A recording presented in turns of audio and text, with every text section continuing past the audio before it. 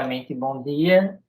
Nesse vídeo, a gente vai estar falando sobre a implementação de um analisador sintático para a linguagem Python, com algumas pequenas alterações de, de tornar a linguagem tipada e acrescentar as chaves,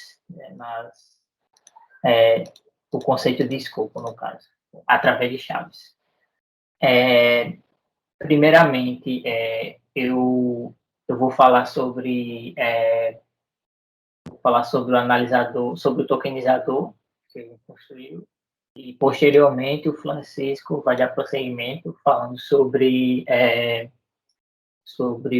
a criação da gramática. A gente criou aqui esse analisador sintático se baseando em reconhecer esse código-fonte aqui. No caso aqui, a gente tem uma definição, coisas do Python normal. Isso aqui também faz parte do Python, só que no Python você não é obrigado a colocar esses tipos aqui. Eles são opcionais. Então, tipo, em tempo de... o Python não... O interpretador do Python ele não vai verificar essa tipagem. É só simplesmente para algumas IDEs e algumas ferramentas terem o contexto de tipos no Python. Aí aqui a gente também tem tipos para variáveis, e a gente também incluiu que a definição do contexto do bloco de código não ser por indentação, mas ser utilizado as chaves para fazer isso. Agora, o software que a gente utilizou para gerar esse analisador léxico foi esse aqui.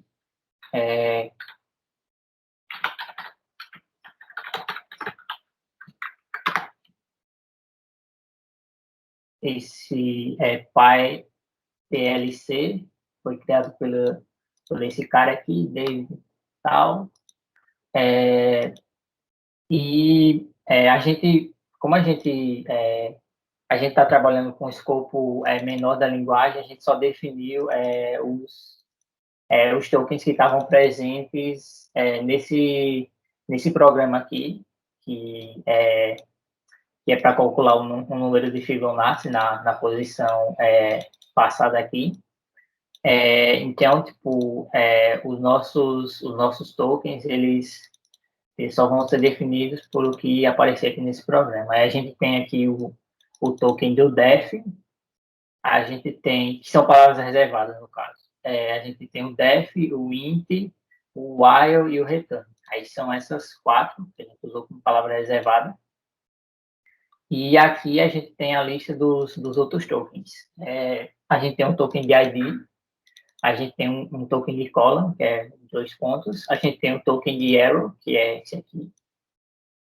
A gente tem um token do left parêntese, que é parêntese esquerdo. A gente tem o do parêntese direito, o menos, que é para fazer operações aritméticas, o mais, um token de número, um token de assignment, que é o igual aqui, um token de chaves esquerda e chaves direita para implementar a definição de escopo. E a gente tem um comma, que é a vírgula. Aí aqui está as expressões regulares, são bem simples, essas aqui. Aqui a gente criou uma função para representar uma função que é mais complexa, que é o ID, que no caso seria uma variável.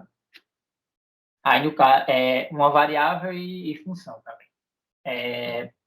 Aí aqui, o nosso ID ele vai começar por letras de A a Z, no alfabeto, letras maiúsculas e minúsculas, e depois ele pode ter qualquer coisa entre letras e números. Então, se for uma sequência de números ou uma sequência de letras, é permitido.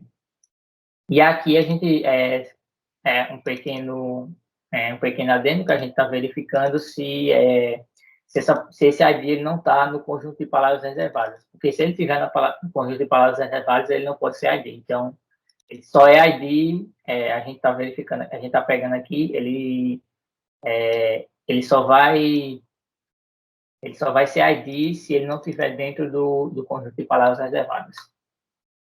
A gente aqui tem a definição de número, que é trivial, basicamente ele pegando uma sequência de números aqui, essa expressão regular.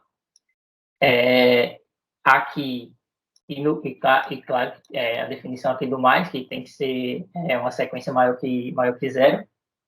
Aí, definição de new line aqui também, você pode ter infinitos barra-n no programa.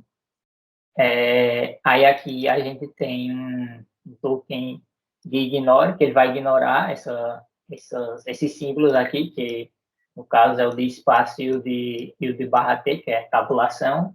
Aí a gente tem a gente tem que definir uma função de erro, que caso aconteça algum erro na tokenização, ele vai entrar dentro dessa função.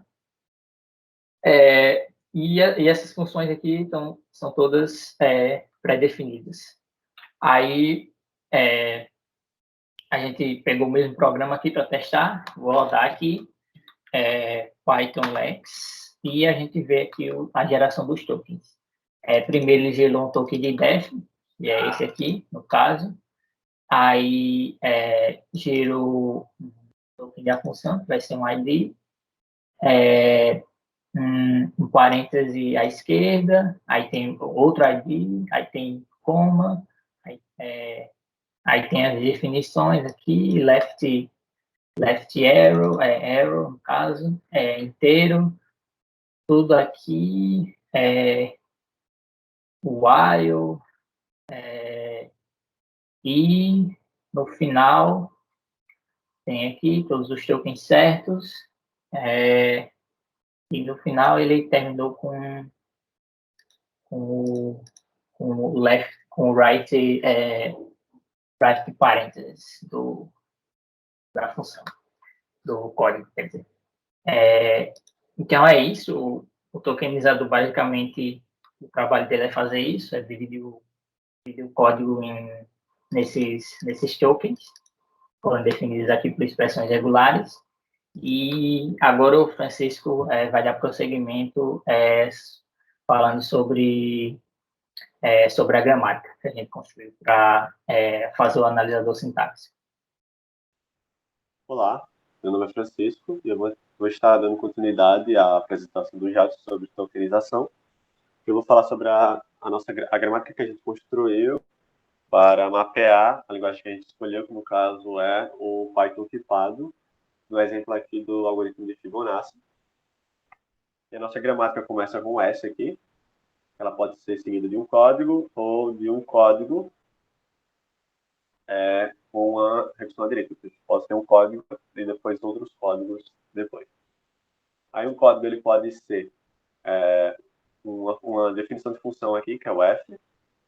Ele pode ser um Z. Esse Z pode ser uma definição e declaração de variável. Pode ser um L, que é um laço, e pode ser um J, que é uma chamada de função.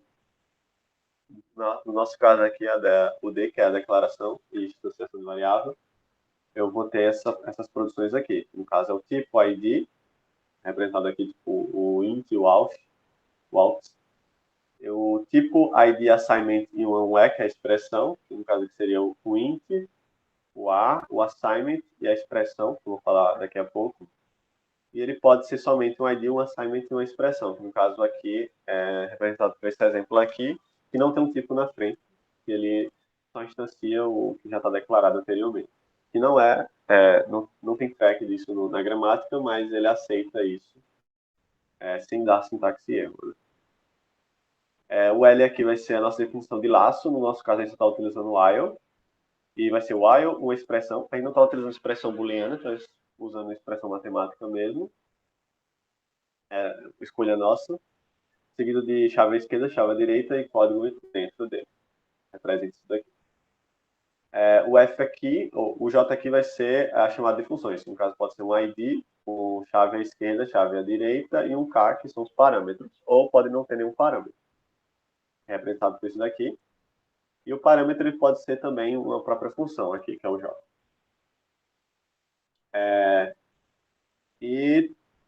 Certo. A expressão matemática que a gente está utilizando aqui, usa essa produção aqui, que é expressão, operador aritmético, no nosso caso aqui sai mais e menos, nas áreas de expressão, uma expressão entre parênteses, expressão negativa. A expressão pode ser um ID ou pode ser um número. Então, uma variável também pode ser uma expressão aqui no nosso exemplo. Na definição de função, aqui nessa produção, eu posso ter def, que é a minha palavra reservada, o ID, o parênteses e os meus parâmetros aqui, que é o R. Aí, no caso, o R pode ser um ID, seguido de 2 pontos e o tipo aqui. ID, 2 pontos e o tipo. E ele pode ter vários parâmetros utilizando essa regra de produção aqui, que tem recursão à direita. O T aqui, no nosso caso, só vai ser o int, que a gente só está mapeando o int, mas a gente pode estender para outros tipos também. Aí, para continuar aqui, tem o arrow T, que no caso o arrow vai ser esse token aqui, seguido de um tipo, que no caso é int, que seria representando o retorno da função. E ele pode tanto ter só o código, como ele pode retornar um valor aqui na função. No caso aqui do J, que é na chamada de função aqui, print fib10 aqui, por exemplo, eu posso ter tanto uma expressão, que no caso aqui no fib, o atributo dele vai ser uma expressão, que é o 10, ou ele pode ser um próprio J, que é uma própria função, que no caso é o parâmetro do print aqui, que é o fib10. Então, agora eu vou mostrar para vocês como fazer essa gramática no YACC, que é da própria biblioteca PLY, que o Jadson apresentou na organização. E eu importo o Lex aqui, que é o que o Jadson apresentou, os nossos tokens, a gente pega os nossos tokens, e a gente representa as produções definindo funções com o prefixo P aqui. Aí, no caso aqui, essa produção aqui é a do S para o C, ou seja, essa produção aqui. E o P0 sempre vai ser a variável mais à esquerda. No caso aqui, o P0, eu estou recebendo o valor de P1, que no caso é o C. Aí, no caso aqui, eu tenho o PSCS, que é essa daqui, SCS. E no caso aqui, o S está recebendo um C, que é o P1 mais espaço mais P2. Isso daqui só eu defino. Eu quero que tenha um espaço entre um código e outro. Aí aqui tem um CZ, que representa esse daqui, tem um CZC, que é esse daqui, e tem um CF, que é esse daqui. Pronto. Agora, além de variáveis, o CF, S e tal, eu posso também ter os tokens e as palavras reservadas. Nesse caso aqui, o RID, PRID, vai ser essa daqui, ó. RID, essa daqui. Eu vou ter o R, seguido de um ID, de um column, que é 2 pontos, e um T, que é uma variável. Aí eu vou querer que o P0 receba P1, seguido de 2 pontos, um espaço e o tipo. E no caso é o que está aqui, ó. ID, 2 pontos, espaço e o tipo. E eu posso também ter um parâmetro com recursão à direita, que no caso é esse daqui. É o mesmo, só que eu vou ter um coma, que é o vírgula, e o R, que é a minha variável para fazer a recursão à direita. Aqui tem a definição da função. Nesse caso aqui, eu vou ter o F, def, id, left point to right point. Ou seja, aqui eu não tenho um parâmetro. Eu estou definindo uma função sem parâmetro. Aí tem o R e o T, que é o retorno. E vou ter o left color brackets com o código right color brackets. Ou seja, que vai ser onde vai estar o código. E aqui é o scope, que é as chaves, né? E nesse daqui, eu vou ter os parâmetros. Vai ser igual a esse, só que ele vai conter o parâmetro R. E esse daqui vai ser igual aos anteriores, só que ele vai, além de ter o código nas chaves, ele vai ter um retorno e uma expressão aqui, que pode ser uma variável ou uma expressão matemática. Aí tem as demais produções simples que eu apresentei. Aqui, esse daqui do J, esse daqui, que é a chamada de função, só que aqui é sem parâmetro. e aqui é a chamada de função com parâmetro, que no nosso caso é o K. Aí tem os retornos do K, que no caso pode ser uma expressão, pode ser uma função, e aqui eu tenho umas recursões aqui para fazer múltiplos parâmetros. Aqui tem o PL while, que no caso é a minha produção que vai representar o while, que no caso vai ser o while, uma expressão, o left color brackets, um C e o meu right color brackets. Aqui que vai ter o escopo do código da chave. Esse aqui, que é o D, ele vai ser essas produções aqui, que é a de definição e instanciação de variáveis. Aí tem o T, que é o de tipo, que no nosso caso aqui só tem um inteiro. Aí tem expressão, que pode ser um número, pode ser um ID, ela pode ser uma expressão negativa, ela pode ser uma expressão com parênteses, ela pode ser uma expressão com um operador aritmético com expressão, que no caso aqui pode ser soma ou subtração.